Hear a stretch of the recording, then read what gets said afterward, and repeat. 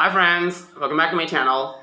Today I would like to talk to you about the book named Becoming Fluent, How Cognitive Science Can Help Adults Learn a Foreign Language. So I just read this book and found some interesting points to share with you. That's why I make this video. This might be helpful for language learners in particular, for English language learners. So this book was actually written by the two psycholinguists named Richard Roberts and Roger Toitz in 2015. This book in general is fully packed with lots of research findings and facts and figures that supports the claim that adults can also learn a foreign language. But I think the sole purpose of reading a book is to get some intuitive points, that get some valuable practical points that we can apply into our language learning process, right? So I just found these 5 or 6 important points from this book which might be applicable for our language learning process. So let's see them one by one. So the first one is the concept of zone of proximal development. So except absolute beginners, if you're an intermediate learner or an advanced learner or the upper beginner, we already got some understandings about the language, right? It might be 50% or 40% understanding of the language. So whenever we choose a language learning material, it should be in some ratio that supports our development further. Let's say, for example, if our language learning material is too easy, then we might easily get bored about this material, because we can understand this material almost 95%, and the 5% gap, that's not a good choice for us to take our language to the next level. On the other hand, if the language learning material is too difficult, that also makes us feel so frustrated about our language learning, because in any case, if you're not able to understand at least 50% of the material, we lost our motivation and we give up at the end. So the trick is we have to choose our language learning material appropriate to our level. And this is where we have to understand our linguistic boundaries, what we know about the language, what we don't know about the language. So by getting into the zone of this proximal development, we are actually expanding our language to the next level, step by step. For instance, I would say that the language learning material might be in the ratio of 70-30. The 70% of this material is completely understandable by you, and the 30% is your stretchable level.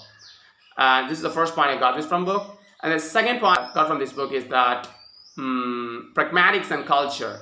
So this is a really interesting topic that included in this book. Pragmatics is a study of social usage of language.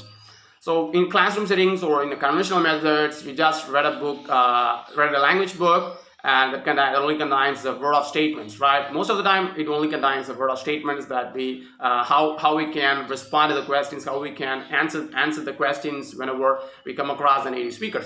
But in reality, whenever we come in contact with native speakers or in social gatherings, the usage of language is completely different. So let's say, for example, we might use some metaphors, similes, we might use some idiomatic expressions, and that's what exactly the pragmatics tells to us, right? So the authors listed out the 8 most common figures of speech that exist in almost all the languages. They are hyperbole, exaggeration, metaphor, simile, irony, understatement, indirect requests, and rhetorical questions. So by figuring out these figures of speech in a language actually gives us a little bit more connection with the culture, not only the language, because each and every language has got its own unique expressions, unique ways of expressions that we are using in our day-to-day lives. So by addressing these kind of add things in the language, actually gives us extra motivation to learn the language in the first place. This is the second point I got from this book. And the third point is about deep thoughts. So the authors advise us to think deeply about the subject matter we are learning. Let's say, for example, it's inevitable to get exposure to the lots of words and phrases again and again whenever we learn the language. But the point here is, if we come across the word or phrase for the second time, for the third time, the authors advise us to think deeply about the matter. I mean, we have to make associations that we already developed in our brains and figure out what are the connections that exist between this kind of information and what I already know about something in general. So by thinking deeply, we are actually doing the deep processing instead of doing the shallow processing.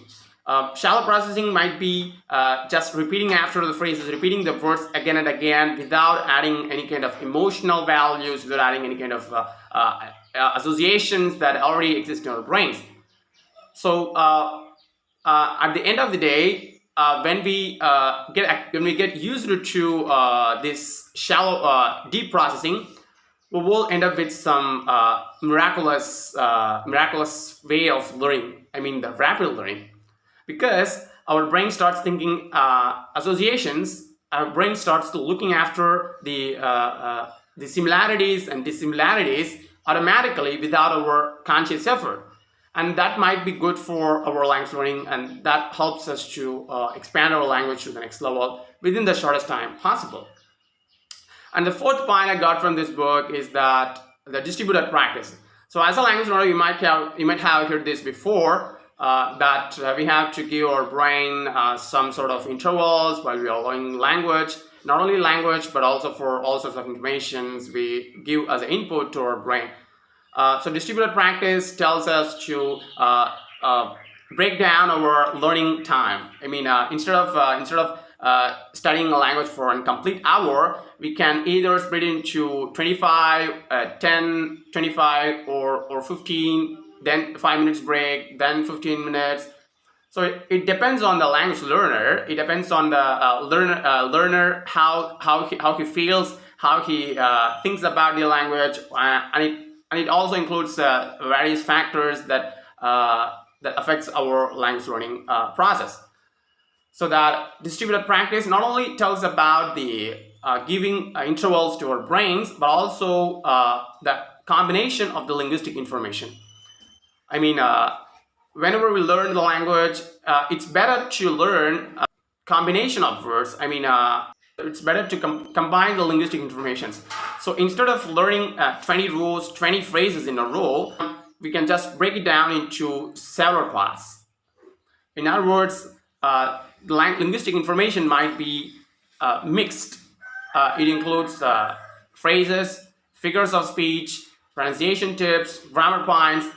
So by doing this, we are giving our brain the novelty. We are giving our brain the combination, and that's how our brain really works. Because our brain gets aversion if we do the same thing for a lot of time, and by doing this, our language learning, our understanding will get higher, and also it leads us to keep motivation for the long time.